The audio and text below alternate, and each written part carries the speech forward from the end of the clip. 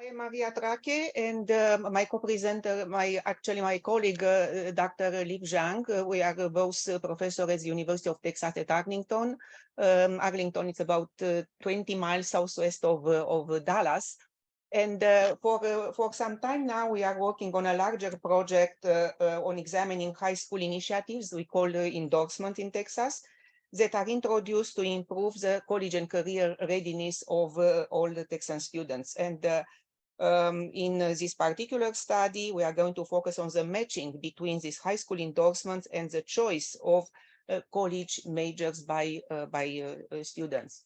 So I'm trying to advance and something is not working. Just a second. Okay. I think it's okay. So the main concepts that we are discussing are career aspirations. So we are kind of responding to the questions: do high school students know what they would like to do when they grow up? You know, career aspirations, early career aspirations are helping students to plan their education accordingly. And this is important from an individual perspective, but also from a societal perspective. It's helping the states and the nations. This is a key strategy in developing a well-educated workforce that meet local and national economic demands. The second notion, college and career readiness. Are students, high school students, ready for college and for career? You know, the definition of college is essentially no need for remedial or developmental coursework in engaging in post-secondary education. So it's not surprising that, you know, most educational systems are planning all kinds of strategies and interventions to better engage youth in constructing their future careers. So in the context of Texas, Texas is the second largest state in the United States by both land area and population, reached about 30 million population, and is still growing and becoming increasingly diverse.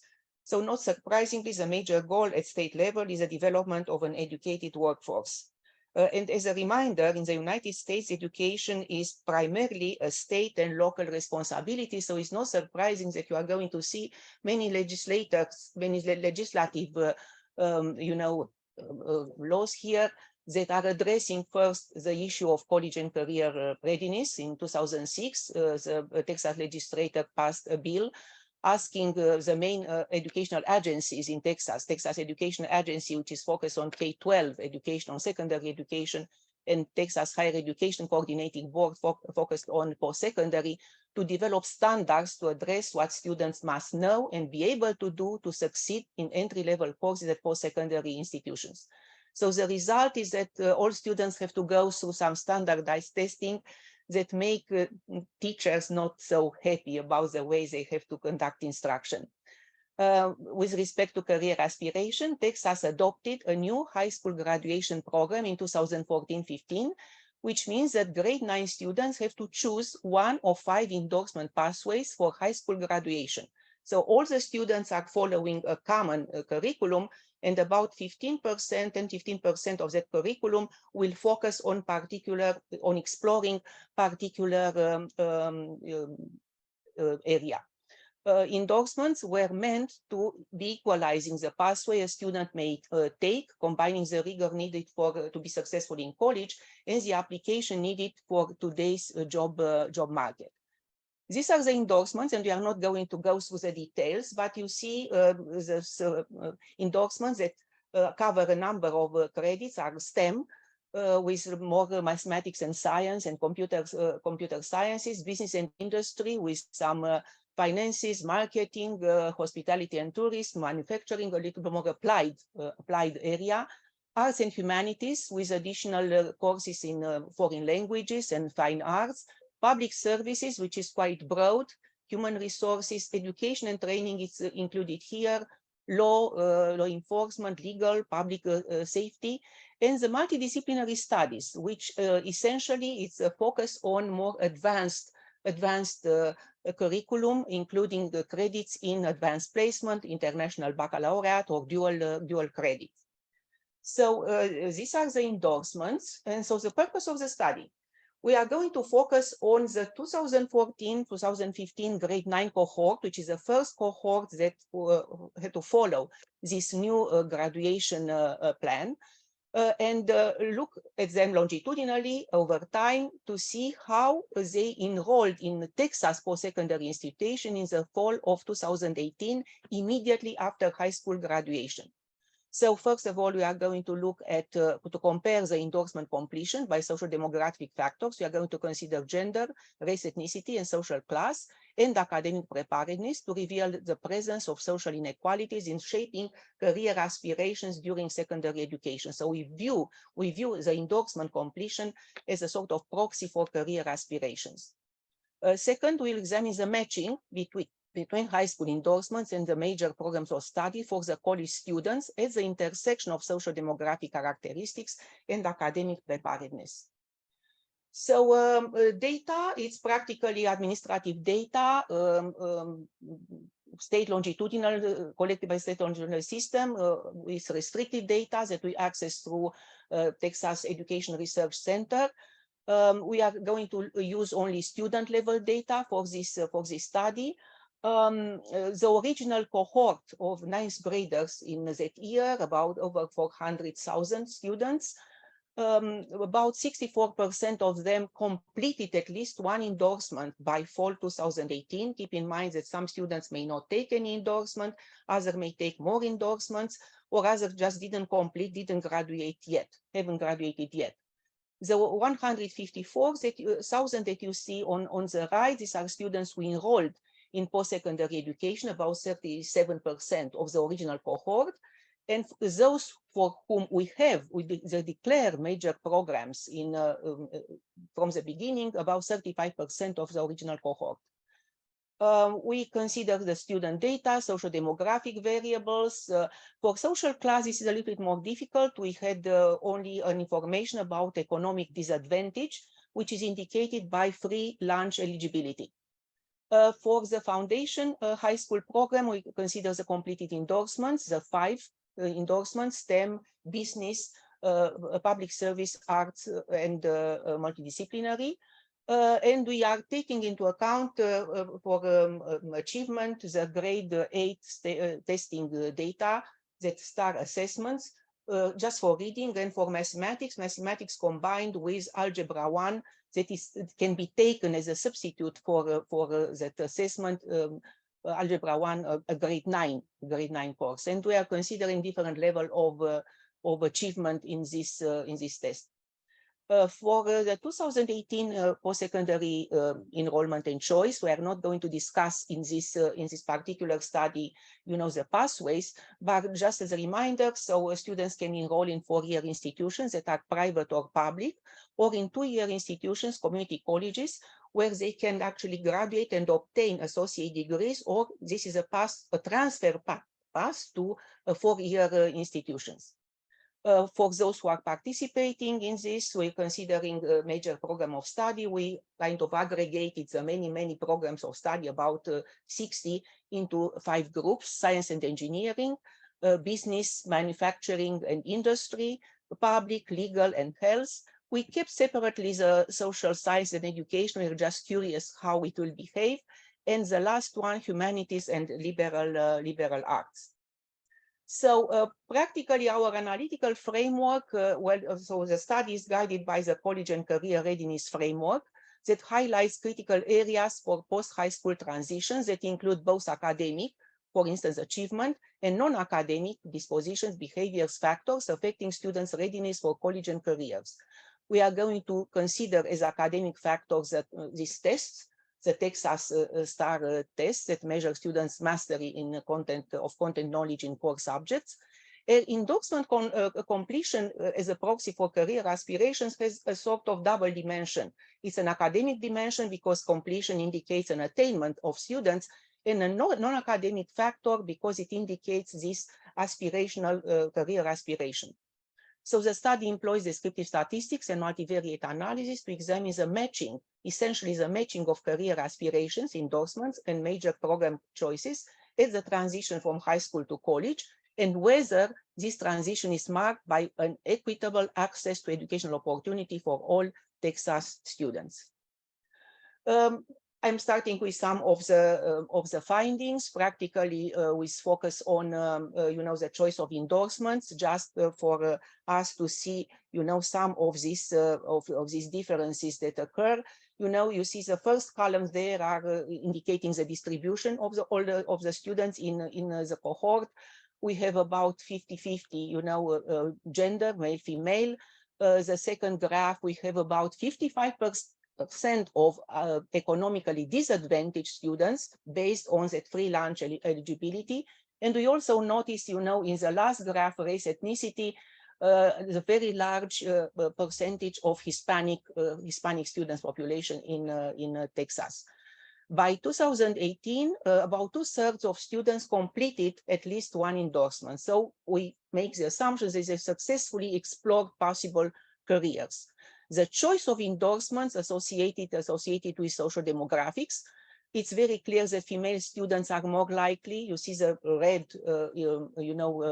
colors in the first graph, more likely to choose public service and arts endorsements. The second graph, the economic disadvantaged students, which are the green colors, you can see that they are more likely to choose public service and business endorsements that are more applied.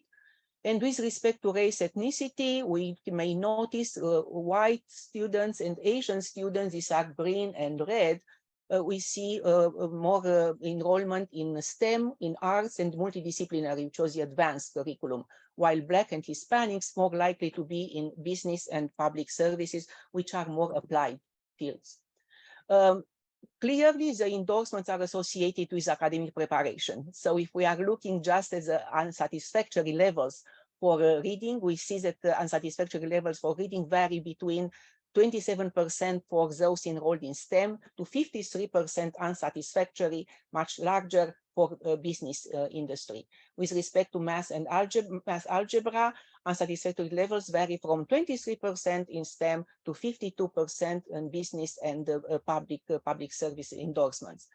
The best prepared students, if we are looking at the top, are students who aspire to STEM and arts careers. So we kind of concluded that overall the endorsement choices are academically and socially constrained and stratified. So for the matching, which is actually the main story for our study, we use the multivariate procedure, as I'm going to go a little bit slower now, correspondence analysis, which is a technique that summarizes categorical data in two-way stacked tables and provides a visual information of data distribution. So practically all the categories or the variables included in the analysis, they build these row and column profiles that are turned into points displayed in an n-dimensional, in a larger dimensional space. And what we are looking at are which variables contribute the most to explain the largest amount of profile distribution along each principal axis in order to identify what are actually, the main variables that are creating the relationship between all these variables assumed in the model.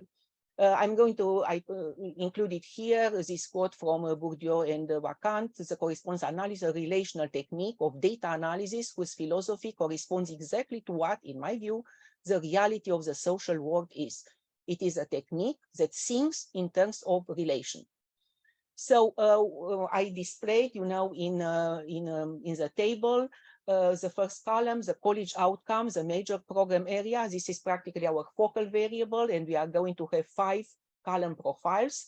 This is actually what we kind of try to explain and associate to all the other categories described by other variables. So as a result, because this will be the one that will represent the columns, we are going to display, to have a correspondence analysis map in a 4-dimensional space. Only 2 dimensions we are going to show the most important ones. So 5 column profiles. Next we have for the high school career aspiration for the endorsement, those 5 row profiles, the 5 endorsements. I have to mention we aggregated a lot, the major program areas because we try to simplify a little bit, the study, at least in this stage and for this presentation. But we kind of follow the same strategy in terms of science and engineering, STEM, business and industry, public service, arts and humanities, and we just separated their social science and education. Then we have the social demographic profiles, the 10 raw profiles for gender, race, ethnicity, Asian, Black, Hispanic, Indigenous, and mixed race and white, and economic disadvantage with 2 profiles. For readiness, we have for reading 3 profiles, and for mathematics combined with algebra, 5 profiles, because we have to take into account these options that students have for mathematics. So this is actually the correspondence analysis map. What we are looking at, so first of all, these are the most important axes, 74% plus 20, 94% of the data, of the distribution in the data is explained by these 2 axes. Other 2 axes are there, practically, we have a projection in this 2-dimensional space.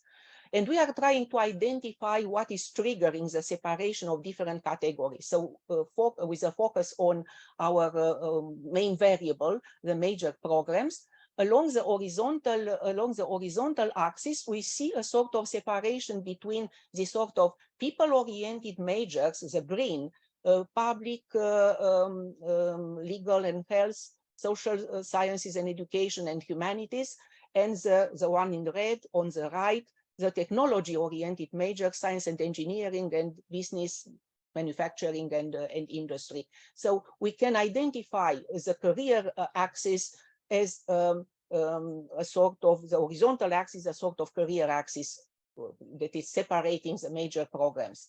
Along the horizontal axis, we also have the academic achievement. Everything that we see there in purple, we see how the higher achievement is oriented, it's on the right side of the map in the area of science and engineering and business, and especially science and engineering. And on the left, you have the lower levels of achievement, level 1, a little bit of level 2 for mathematics and for reading.